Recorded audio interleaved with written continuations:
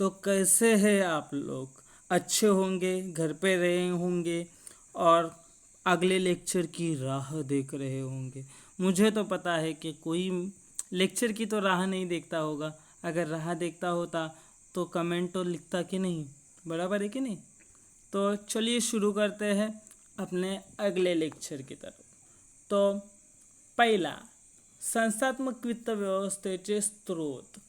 स्रोत म्हणजे काय? मार्ग, कुठून पैसे येतील, कुठून कुठून कंपनी पैसे कंपनीमध्ये गुंतवायला घेऊन येते ते. तर त्यामध्ये प्रामुख्याने हे एवढे सगळे प्रकार आहेत. तर पुढच्या अख्ख्या धड्यांमध्ये तुम्हाला एक एक प्रकार शिकवला जाईल, एक एक मार्ग शिकवला जाईल. हे काय ते काय असे सगळे प्रकार शिकवले जातील. मी तुम्हाला एक एक सांगायला सुरुवात करणार आहे. तर चला, वित्त म्हणजे भांडवल म्हणजे हे काय होतं ते सगळे शिकलो आपण.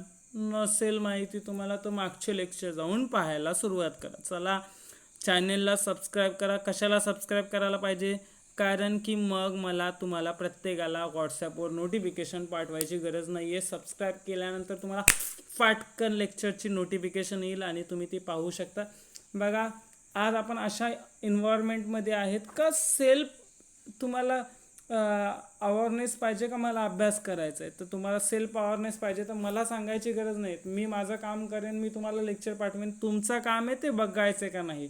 मागचे जेवढे लेक्चर होते अर्धे लेक्चर अर्ध्या पोरांनी अर्ध्यावर सोडून दिले. आता तुमच्यावर येते, तुम्हाला बघायचे की नाही. मला मेहनत करायची, मी काम करणार आहे, तुम्हाला मेहनत करायची तर तुम्हाला लेक्चर पाहिजे. तर चला सुरू करूया. कोणती वेळ न घालवता सबस्क्राईब करायला विसरू नका पण, ठीक आहे. तर पहिला, अमोल, बंटी, चंदन हे 3 व्यक्ती होते ज्यांनी कंपनी चालू केली. चला, एकाने आणले 50 लाख, एकाने आणले 20 लाख, एकाने आणले 20 लाख, ठीक आहे. तेवढे एवढे पैसे आणले. आता कंपनी कितीची आहे ती मी पुढच्या स्लाईडमध्ये तुम्हाला सांगतो, पण ओव्हरऑल पकडा 50, 20 आणले. अमोल आणि बंटीनी ठरवलं का जेवढा प्रॉफिट होईल तो मी जेवढे पैसे दिले त्याच्या हिशोबाने इक्वली डिस्ट्रीब्यूट करू, ठीक आहे. नंतर दिला तरी भेटला तरी चालेल, पण नंतर भेटला पाहिजे. हां, चंदन बोलतो का मी पण 20 दिलेत, पण मला प्रॉफिट पहिले द्या. तुम्हाला किती होईल त्याच्याशी मला लेणं देणं नाही. मला जेवढे पण मी पैसे दिले त्याच्या 10% प्रॉफिट द्या मला पहिल्यांदाच द्या, ठीक आहे. आणि बिचाऱ्यांनी सोनाराकडून पण 1 लाख रुपये घेतले. आता हे सोनार काय सांगतो का बाबा मला तुमचा प्रॉफिट काय नको, मला माझे हप्ते वेळेवर देत जा. दरवर्षी जो काय माझा हप्ता आहे 10,000चा आणि त्याच्या जोडीला मला काय जे व्याज आहे, माझा व्याज आहे 20%, तर 20% मला व्याज तुम्ही द्यायचं. तुमचा प्रॉफिट हो की नको, तुमचा धंदा चालो की नको चालो, मला आमचे पैसे पाहिजे, ठीक आहे. तर अमोल आणि बंटी काय सांगतो का आपण प्रॉफिट नंतर घेऊया पुराण. जसा उदाहरणार्थ समजा पकडा का प्रॉफिट झाला 1 लाख रुपये, ठीक आहे. तर 20% प्रमाणे सोनाराला द्यायला लागतील 20,000 रुपये. आणि याला 20,000वर 10% तर याला द्यायला लागतील 2,000 रुपये, बरोबर आहे. मग काय झाले, 1 लाखातून 20,000 आणि 2,000 म्हणजे 22,000 गेल्यानंतर राहिले किती, 88,000, बरोबर ना.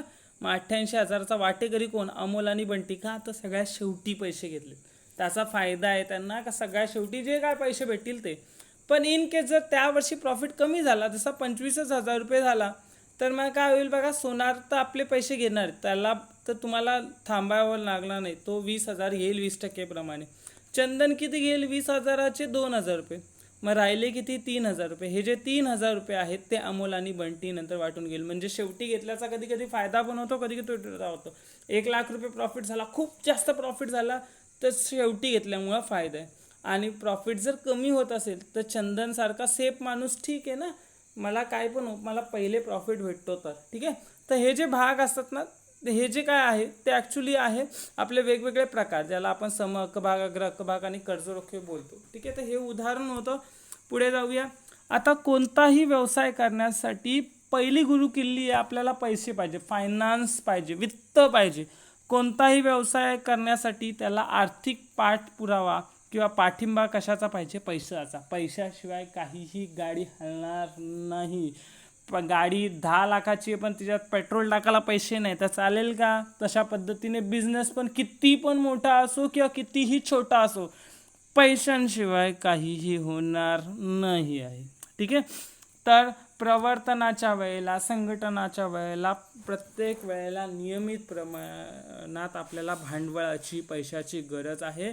आणि शेवटी प्रत्येक कृती कशाशी निगडीत आहे? वित्ताशी. पैसा मनीशी निगडीत आहे. ओके. तर चला, तर मग काय, जे व्यवसायामध्ये पैसे गुंतवले जातात त्याला आपण बोलतो भांडवल, बरोबर आहे. आणि संयुक्त संस्था, कंपनी ही आधुनिक संस्था आहे. बघा, या आधुनिक संस्था का बोललं जातं? कारण की मी तुम्हाला मागच्या वर्षी शिकवलेलं एखादा व्यक्तिगत व्यापारी संस्था, भागीदारी संस्था, कुटुंब संस्था, या ज्या काही संस्था होत्या वेगवेगळ्या प्रकारच्या, इवन यावर्षी पण तुम्हाला OC-मध्ये आहे, मॅडम शिकवत असतील, किंवा तुम्ही स्वतः सेल्फ रिलायंट व्हा आणि स्वतः अभ्यास करायला सुरुवात करा. का त्याच्यामध्ये तुम्हाला सांगितलेलं आहे का कशा पद्धतीने कंपनीचे वेगवेगळे प्रकार आहेत. तर संयुक्त भांडवली संस्था किंवा कंपनी ही जी आहे, हिला खूप जास्त पैसे लागतात. किती पैसे लागतात त्याचं छोटंसं उदाहरण घ्या. हे माहिती आहे काय? नाही माहिती तर इथं बघा ना. हां, इथं काय लिहिलं आहे? सुगर लिहिलं आहे, बरोबर आहे का ना? सुगर. हां, तर सुगर म्हणजे काय? आता त्या मला सांगायला पाहिजे. इथं दिसतंय ना तुम्हाला? काय आहे? नाही दिसत. साखर आहे. काय आहे? साखर. तर जी ही मधुर शुगर आहे, इथं लोगो दाखवला आहे बघा. हा लोगो आहे श्री रेणुका शुगरचा. तर हा जी श्री रेणुका शुगर आहे ना, ही कंपनीची टोटल रेव्हेन्यू जर तुम्ही बघाल ना इकडे, तर हा आहे 1,00,000 मिलियनवर किती शून्य असतात? 1, 2, 3, 4, 5, 6 याला बोलतो मिलियन. 6 शून्य असतात. त्याच्यावर 1,00,000 लिहा. 1, 2, 3, 4, 5. हां, ओकटे म्हणजे एका का पुरं. तर हे झाले 1,000, हे झाले 1,00,000, हे झाले 1 कोटी, हे झाले 100 कोटी, आणि हे झाले 1,00,000 कोटी. स्ट्रेंज, 1,00,000 कोटी रुपये. 1,00,000 कोटी बघतो. हां, तर 1,00,000 कोटी रुपये एवढी बारीकशी सारी साखर बनवणारी कंपनीकडे एवढे पैसे असतील, एवढा पैसा कमवते, तर तुम्ही विचार करा मग अशा फॅक्टरीला किती पैशांची गरज असेल. हां, तर हा त्यांचा रेव्हेन्यू आहे. फक्त लक्षात घ्या, एका वर्षामध्ये एवढ्या कंपनीने पैसे गोळा केले, ही कंपनी किती मोठी असेल. तर त्यामुळे आधुनिक संस्थेला खूप मोठ्या प्रमाणात पैसे लागतात, आणि हे पैसे एका स्रोतातून मिळणार नाही. इवन एका SBI बँकेतून घेतले किंवा वेगवेगळ्या मार्गातून घेतले, तर एवढे पैसे गोळा करण्यासाठी वेगवेगळ्या मार्गांचा अवलंब करायला लागतो. तर त्यामधलेच मग आपले मार्ग शोधू. पहिला आहे आपला मालकीचं भांडवल, दुसरं आहे आपलं कर्जाऊ भांडवल. मगाशी सांगितल्याप्रमाणे own fund and loan fund, किंवा own capital and loan capital, असे 2 प्रकार पडतात. आता ओन कॅपिटलमध्ये काय आहे? भाग आणि प्रतिधारण. आता भागाचे इकडे प्रकार आहेत आणि कर्जाऊचे इकडे प्रकार आहेत. ते पण बोर नाही करणार, तुम्हाला निस्ता टाइमपास वाटतो माझा. चला, ॲपलचा पण हा उदाहरण पण तुम्हाला घ्यायचा राहिला. ॲपल जी ही कंपनी आहे ना, ही $2 ट्रिलियन आहे. 2 ट्रिलियन म्हणजे किती? 2वर 12 वेळेला शून्य द्या, मग त्याला मग 70 किंवा 80 गुणा. जो एक्सचेंज रेट आहे तो किती आहे तो बघा. आपले भारताची जी टोटल GDP आहे ना, 3 ट्रिलियन आहे. म्हणजे ॲपल ही कंपनी आपल्या भारताच्या 66% एवढे पैसे नुसत्या ॲपलकडे आहेत.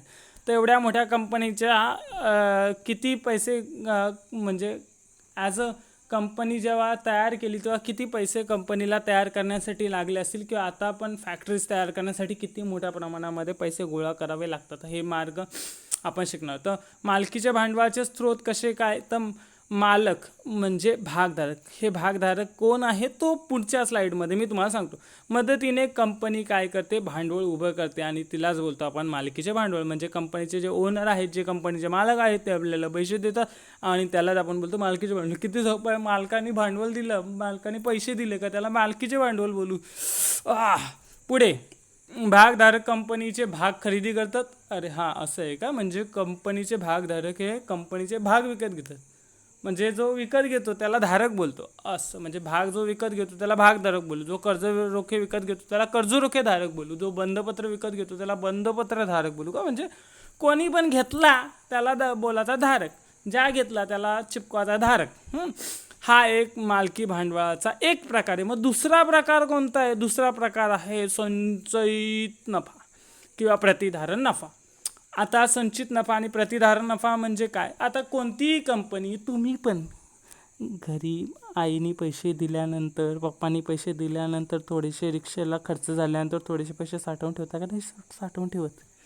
तशा पद्धतीने इकडे पण आपल्याला कंपनी पण बिचारी काय करते, जेवढा प्रॉफिट झाला, 1000 कोटी प्रॉफिट झाला तर 10 कोटी, 20 कोटी, 30 कोटी बाजूला काढून ठेवते. अशा प्रॉफिटला बोलतो आपण संचित नफा. इंग्लिशमध्ये बोलतो त्याला reserve fund, surplus, reserve surplus. There are various names regard याला आहेत. ठीक आहे. पुढे त्याची पुनर्गुंतवणूक केली म्हणजे कंपनीकडे 1000 कोटी रुपये जमा झाले, तर चला चायनाबरोबर भांडण चालू आहे, तर चायनामधली माल भारतीय घेत नाही, इंडियन लोक घेत नाही, मग इंडियामध्ये फॅक्टरी बनवा. आपल्याकडे 10,000 कोटी तर आहेत ना, मग 10,000 कोटीची पुनर्गुंतवणूक केली. याला बोलणार आपला दुसरा प्रकार. पहिला कुठला होता? नसेल तुम्हाला माहिती तर इकडे याचा पहिला आहे भाग. दुसरा आहे प्रतिधारण नफा. काय? तर हा साठवलेला नफा असतो. इंग्लिशमध्ये त्याला रिझर्व्ह फंड बोलतो. बॅलन्स शीटमध्ये आपल्याला सांगितलेलं आहे. आता हे जे पैसे आहेत, मालकाचे पैसे आहेत, ते कायमस्वरूपी आहेत. ते कधीही परत दिले जाणार नाही. कंपनी मेली तर विसर्जन होतं ना गणपतींचं, तशा पद्धतीने कंपनीचं विसर्जन म्हणजे कंपनीला विकून टाकायची. अशी विकून टाकली का जे काय पैसे मिळतील त्यावेळेला. आता काय काय सांगू तुम्हाला. रतन टाटाची कंपनी गेल्या 100 वर्षापासून आहे. मर्सिडीजला 100 वर्ष झाली. त्याच्यानंतर ईस्ट इंडिया कंपनी बिचारी 300 वर्षापासून जगते. तर कितीतरी कंपन्या आहेत ज्या गेल्या 100 वर्षापासून, माणसं मेली पण कंपनी अजून पण जिवंतच आहे. तुम्ही हिस्ट्री बघा. BMW जी कंपनी आहे, जी कार बनवते, ती पहिले जेटचे इंजन बनवायची, विमानांचे इंजन बनवायची. तर विमानांच्या इंजनवरून गाड्या बनवायला लागली, पण कंपनी मेली नाही. कंपनी अजून जिवंत आहे, तिला बनवणारे लोक मेली. तर त्यामुळे कंपनीचं विसर्जन सहसा होत नाही, म्हणून त्याला कायमस्वरूपी भांडवल बोलतो आपण. आणि हा एक काय नवीन प्रारंभिक स्रोत आहे, कारण की कोणत्याही मालकाशिवाय कंपनी स्थापन होत नाही. भागधारक जिथपर्यंत शेअर्स विकत घेतले जात नाही तिथपर्यंत कंपनीची स्थापना होत नाही. आणि आपल्याला माहिती आहे का कंपनीचे पहिले मालक कोण आहेत? तर प्रवर्तक आहेत. ठीक आहे. यालाच आपण अधिकृत भांडवल किंवा ऑथराइज कॅपिटलसुद्धा बोलतो. आणि कसा काय आहे त्याचा पूर्ण विस्तारित अभ्यास आपण पुढे स्लाईडमध्ये करूया. ठीक आहे. तर ही बिचारी रेणुका शुगर होती. हां, रेणुका शुगरची बघा टोटल वर्थ मी तुम्हाला मगाशी सांगितलं. या शेअरची किंमत किती असेल पहिले प्रेडिक्ट करा. रेणुका शुगरच्या शेअरची किंमत किती असेल? गुगलवर टाका. टाकला? नाही भेटला? ठीक आहे, चला मीच सांगतो पोरं. 10 रुपये नाही आहे ना रे, 9 रुपये 95 पैसे एवढा आहे. म्हणजे जी कंपनी अब्जो रुपयाची आहे तिच्या शेअरची किंमत किती रुपये? 10 रुपये फक्त. तर अशाच पद्धतीने प्रत्येक शेअरची किंमत 10 रुपये, 100 रुपये किंवा 1000 रुपयाच्या पटीमध्येच असते. कोणतीही कंपनी तुम्हाला लाख रुपयाच्या पटीने शेअर नाही. म्हणजे एका शेअरची किंमत लक्षात घ्या. ही काय तुम्हाला याच्यामध्ये 1000 शेअर्स नाही भेटणार 10 रुपयामध्ये. तुम्हाला 10 रुपयामध्ये फक्त एक शेअर्स मिळेल. अशा पद्धतीने शेअर्सची किंमत ही 10च्या, 100च्या किंवा 1000च्या पटीमध्ये असते, त्याच्यावरती नसणार आहे. तर पुढे भागाची व्याख्या. हा भाग काय आहे? तर पहिला प्रकार आहे आपला मालकी भांडवलामधला. तर भागाची जी व्याख्या आहे किंवा संज्ञा आहे ती कंपनी कायदा 2003 मध्ये आपल्याला देऊन ठेवलेली आहे. 2013 कलम 84 मध्ये देऊन ठेवलेली आहे. भाग म्हणजे कंपनीचे भाग भांडवलातील एक हिस्सा आहे. काय आहे? एक हिस्सा. म्हणजे जेवढे पण भाग भांडवल आहे, जे कंपनीला जेवढ्या पैशांची गरज आहे त्याचे सगळे तुकडे तुकडे तुकडे तुकडे तुकडे तुकडे तुकडे तुकडे करायचे. बारीक बारीक तुकडे करायचे. किमा खाल्लाय का तशा पद्धतीने बारीक बारीक तुकडे करायचे. आणि या प्रत्येक तुकड्याला घटक बोलतो आणि घटका बोलतो आपण भाग. ठीक आहे. इंग्लिशमध्ये याला काय बोलतो? शेअर्स बोलतो. लक्षात घ्या. इंग्लिशमध्ये काय बोलतो आपण? शेअर्स. हे शेअर्स तुम्हाला माहिती असेल, भाग नाही माहिती. मराठी असून फायदा काय मग आपला? तर हा कसा? तर कंपनीचे भाग भांडवल हे काय? तर छोट्या भागांमध्ये विभागले जाते. हे जे कंपनीचं भांडवल म्हणजे काय? कंपनीला लागणारे व्यवसायामध्ये जे काय पैसे गुंतवायचे त्याचे काय? तर छोटे छोटे भाग पाडले जातात. या छोट्या जे छोटे छोटे हिस्से त्याला काय बोलतो आपण, भाग बोलतो. आणि याचा मूल्य जे आहे ते त्याला बोलतो भागांची दर्शनी मूल्य.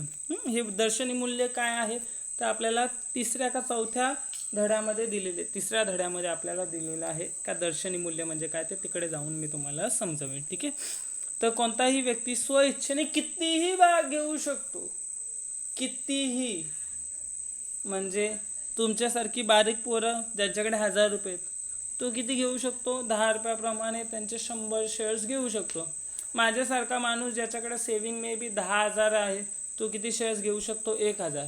रतन टाटा, अंबानी, टंबानी, चंबानी ते किती घेऊ शकतात तर ते अब्जो शेअर्स घेऊ शकतात. तर त्यामुळं जशी आपली ॲबिलिटी आहे जशा पद्धतीने, मग त्यामुळं काय होतं का करोडो लोक शेअर्स विकत घेऊ शकतात. शेअर्सची किंमत कमी ठेवल्याचा फायदा काय होतो का every person have some kind of achievement power. तर तो काय करू शकतो, तेवढे शेअर्स अचीव्ह करू शकतो किंवा तेवढे बाय करू शकतो, विकत घेऊ शकतो. त्याची जी बाईंग ॲबिलिटी आहे त्याप्रमाणे तो विकत घेऊ शकतो. तर त्यामुळे जी व्यक्ती जिला भाग खरेदी करण्याची इच्छा आहे ती भाग खरेदी करते. आणि बघा, जो भाग खरेदी करतो, जो भाग विकत घेतो त्याला बोलतो आपण भागधारक. मी सांगितलं, जो विकत घेतो त्याला धारक बोलतो. जर भाग विकत घेतले असतील तर भागधारक बोलणार आहोत त्याला. ठीक आहे. आणि तो कंपनीचा सभासद आहे. गेल्या वर्षी आपल्या मे बी 6व्या का 7व्या धड्यामध्ये होता सभासद, कंपनीचे सभासद. त्यावेळेला मी तुम्हाला सांगितलं, जो कंपनीचे भाग विकत घेतो त्याला आपण बोलणार भागधारक. ठीक आहे. पुढे काय आहे त्याचा अर्थ तर भाग भांडवलातील हा एक काय छोटासा घटक आहे. त्याच्यानंतर मालकी हक्क, कारण की जो भाग विकत घेतो, जो शेअर्स विकत घेतो तो कंपनीचा ओनर आहे, कंपनीचा मालक आहे. ठीक आहे. तर तुम्ही पण रेणुका शुगरचे 10 रुपयाचा शेअर्स घेतला तर तुम्ही पण कंपनीचे मालक व्हाल. ठीक आहे. मी पण बाबा इंडिगो ते विमान उडतात ना, त्यांचे 100 नाही 10 शेअर्स घेऊन ठेवलेत. तर मी पण त्या इंडिगो शेअर्सचा मालक आहे. तुम्हाला पण पाहिजे तर तुम्ही पण घेऊ शकता. 300 रुपयाला शेअर्स आहेत. तुम्हाला पाहिजे तर तुम्ही गुंतवणूक करू शकता. अनुक्रमांक मिळतो त्यांना. जर आपले शेअर्स डिमॅटिकरण जर झाले नसतील ना, तर अशा वेळेला प्रत्येकाला जेवढे शेअर्स विकत घेतो ना त्याचं सर्टिफिकेट भेटतो. LICमध्ये जेव्हा तुमचे वडील वगैरे जेव्हा पैसे भरतात बघा, हप्ता भरतात, तर हप्ता भरल्यानंतर हप्त्याची पावती मिळते. तशा पद्धतीने इकडे पण पावती मिळते. त्या पावतीला बोलतो आपण काय तर भाग दाखला, आणि इंग्लिशमध्ये बोलतो त्याला आपण शेअर सर्टिफिकेट. तर त्याच्यावर एक नंबर असतो. जसं 10वीचा सर्टिफिकेटवर कसा आपला वेगवेगळा नंबर असतो, प्रत्येकाला एकच नंबर मिळतो का, तसा इकडे पण प्रत्येकाला वेगळा नंबर मिळतो. हक्काचा पुरावा आहे तो. तर कारण की कंपनी काय करते, तिच्या शिक्क्याने, जसा तुमचा 10वीचा रिझल्ट आहे बघा, त्याच्या प्रत्येकाला ना एक सील दिलेला आहे बघा, लोगो आहे एक चमकणारा. 10वीचा रिझल्ट काढून बघा, प्रत्येकाच्या याच्यावर लोगो आहे. म्हणजे काय आहे, तो पुरावा आहे का तुम्ही 10वी पास झालेत, आणि हा जेन्युइन आहे. ज्याच्यावर तो सील नाही आहे तो डुप्लिकेट आहे. तर तशा पद्धतीने काय, हा आपल्या हक्काचा पुरावा आहे का आमच्याकडे कंपनीचे शेअर्स आहेत, त्याचं आमच्याकडे पुरावा आहे. ठीक आहे, मी कंपनीचे मालक आहेत. कॅडबरी कंपनीचे शेअर्स घ्यायचे आणि बोला मी मालक आहे, कंपनीमध्ये जायचं आणि पक्क्या कॅडबरी चॉकलेट खायचा का. पुढे भागाचे मूल्य. भागाचे मूल्य काय आहे ते पण आपण पुढच्या धड्यामध्ये शिकूया. फक्त 3 बघा, दर्शनी मूल्य, विक्री मूल्य, बाजार मूल्य. ठीक आहे. दर्शनी मूल्य म्हणजे काय, चॉकलेट 10 रुपयाचा कॅडबरी चॉकलेट आहे 10 रुपयाचा. ठीक आहे. पण विक्री करतात कधी कधी 9 रुपयाला पण केला जातो. तर डिस्काउंट दिला बाबा, तुम्ही घ्या 10 चॉकलेट घ्या. जसं डीमार्टमध्ये गेल्यानंतर बघा कमी किमतीला मिळतात, तर त्याला बोलू विक्री. म्हणजे छापलेली काय किंमत आहे तिला बोलणार आपण दर्शनी किंमत. आणि जी काय विक्री किंमत म्हणजे कितीला विकली गेली तिला बोलणार आपण काय तर विक्री किंमत. आणि बाजार मूल्य काय, तर ज्या वेळेला शेअर मार्केटमध्ये शेअर्स विकले जातात तर त्यांचा फ्लक्च्युएट होत असतं. बघा इकडे एक उदाहरण आहे बघा, हा उदाहरण बघाल ना तर तुम्हाला लक्षात येईल का शेअर्सची किंमत 9 रुपये 9 पैशापासून तर जवळजवळ 10 रुपये 15 पैशापर्यंत गेलेली. तर तिची जी प्रिव्हियस क्लोज होता तो 10 रुपये 15 पैशापर्यंत गेलेला. तर त्यामुळं फ्लक्च्युएट होत असतात, कमी जास्त होत असतं. तर त्याप्रमाणे मार्केट व्हॅल्यू कमी होते, तर त्याला बोलू आपण मार्केट प्राईस. ठीक आहे. तर डिमांड अँड सप्लायवर डिपेंड असतो. अर्थशास्त्रामध्ये आपल्याला शिकवले मागणी आणि पुरवठ्याचे सिद्धांत, ते पाठ करा आणि मग त्याच्यानंतर या. ठीक आहे. हक्क, यांना काय आहे, मतदानाचा अधिकार आहे, त्यांना लाभांश प्राप्तीचा अधिकार आहे. लाभांश काय त्याच्यावर एक धडा आहे. म्हणजे लाभांश म्हणजे काय, तर कंपनीचा जो प्रॉफिट डिस्ट्रीब्यूट केला तो त्याला लाभांश बोलतो. ठीक आहे, सोपा आहे तो, मी पुढे सांगतो तुम्हाला. त्याच्यानंतर लेखा पुस्तिका, तुम्ही कंपनीचे मालक आहेत ना, तर डायरेक्ट सांगायचं हे कवरा प्रॉफिट झाला तर कवरा आला सांग म्हणा, मी काय येत नाही कंपनीत, तर तू काही कमी करशील का, तर कवरा आला दाखव म्हणा. म्हटलं की तो जो असतो अकाउंटंट तो तुम्हाला दाखवतो आवरा प्रॉफिट झालं. मग आवरा प्रॉफिट झालं, मग आम्हाला आवूचं पैसे कला दिलं, हां दे मा, तू काय दलाली खातं का मध्ये, तसा जेवढे पैसे खातो तेवढ्या पैशाच्या हिशोबाने आपल्याला काय करायला लागतो, तर ते द्यायला लागतो. त्यांची बैठक होते, तुम्ही मालक आहेत ना, तर कंपनीची मीटिंग आहे, बोर्ड मीटिंग टाका, चला आपली मीटिंग घ्या जरा, ही सगळी नीट कामं करत नाही, तशा पद्धतीने. आणि त्यांना मग मतदानाचा अधिकारसुद्धा आहे. हे मतदानाचा अधिकार मागे शिकलो ना आपण, हात निर्देशन पद्धतीने, गुप्त मतदान पद्धती, त्या मतदान पद्धतीप्रमाणे यांना मतदानाचा अधिकार आहे. कोणाला आहे, भागधारकांना, जो शेअर्स विकत घेतो त्याला. मिळकत काय आहे, तर त्यांना लाभांश मिळतो. कंपनीमध्ये जेवढा प्रॉफिट झाला त्याचा काहीसा जो वाटा दिला जाईल. जसा कंपनीला 10 लाख रुपये प्रॉफिट झाला किंवा 10,000 रुपये प्रॉफिट झाला, तर शेअरधारकांना त्यांनी जसे पद्धतीने शेअर घेतले, त्यांनी 1000 शेअर्स घेतले, त्याला 1000 शेअरप्रमाणे त्याला प्रॉफिट दिला जाईल, तर त्याला बोलतो आपण लाभांश. ठीक आहे, तर त्यांना मिळकत काय मिळते, लाभांश. याच्यावर धडा आहे, तो पुढे आपण समजून घेऊया. फक्त लाभांश म्हणजे काय, कंपनी जे प्रॉफिट डिस्ट्रीब्यूट करते त्याला लाभांश बोलतो. हस्तांतरण काय, माझ्याकडचे शेअर्स मी तुम्हाला विकू शकतो, तुमच्याकडचे शेअर्स मी विकत घेऊ शकतो, म्हणजे हस्तांतरण आहे ना. It may be transferable, transfer करू शकतो एका व्यक्तीकडून दुसऱ्या व्यक्तीला. त्याच्यानंतर ही काय आहे, भागधारकाची मालमत्ता आहे, कारण की शेअर्स विकले जाऊ शकतात किंवा विकत घेतले जाऊ शकतात. तर त्यामुळं तुमच्याकडे ती प्रॉपर्टी आहे. माझ्याकडे 10 लाख रुपयाचे शेअर्स आहेत, तर पिक्चर वगैरे बघत असेल तर त्याच्यामध्ये सांगितलं जातं हे तुमचे शेअर्स आता तुमचे राहिले नाही आहे. सन ऑफ सत्यमूर्तीमध्ये पिक्चर बघितला असेल अल्लू अर्जुनचा, त्याच्यामध्ये आहे त्याच्याकडचे जे शेअर्स होते त्याची व्हॅल्यू डिक्लाईन झालेली, आणि मग नंतर ज्या वेळेला शेवटी तो पिक्चर संपतो तेव्हा सांगतात का तुझ्या शेअर्सची किंमत लाखो करोडो रुपयामध्ये झाली. तर तशा पद्धतीने त्यांना काय आहे, व्हॅल्यू आहे, ती मालमत्ता आहे. आणि भागांचे 2 प्रकार आहेत. काय आहे, समहक्क भाग, अग्र हक्क भाग. समहक्क भागाचे एवढे प्रकार, अग्र हक्क भागाचा और प्रकार, कौर प्रकार, और, तर एवढे प्रकार आहेत. तर हे एवढे प्रकार काय तर तुम्हाला शिकायचे आहेत, अभ्यासायचे आहेत, पण त्यासाठी पुढचा लेक्चर ठेवूया. बघा 22 मिनटाचा आपला हा लेक्चर झाला. मे बी तुम्हाला बोर न वाटावं म्हणून मी मायनर ट्रिक्स, क्विक्स, बक्स जे काय आहेत त्याचा वापर करून तुम्हाला बोर न व्हावं त्यासाठी मी हा लेक्चर रेकॉर्ड करताना एन्जॉय केला, तर तुम्ही पण ऐकताना एन्जॉय करा आणि लक्ष देऊन अभ्यास करा. ज्ञान संपादन करणं हीच तर जीवनातली गोष्ट आहे ना, तिला एन्जॉय करा. आता जो मोमेंट आहे त्याला आपण मजेप्रमाणे घेऊन विसरून जा. फक्त काहीतरी शिकण्याचा प्रयत्न करायचा. जसा मी पण कधीतरी काहीतरी करतो, तर त्याच्यातून काहीतरी नॉलेज गेन करतो, तर तुम्ही पण नॉलेज गेन करा. आणि हा व्हिडिओ आवडला असेल तर लाईक, शेअर, सबस्क्राईब करायला कशाला विसरता. ओके, तर जर सकाळ असेल तर गुड मॉर्निंग, दुपार असेल तर गुड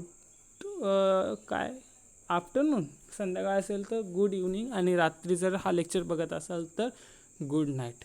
तर thanks a lot for watching.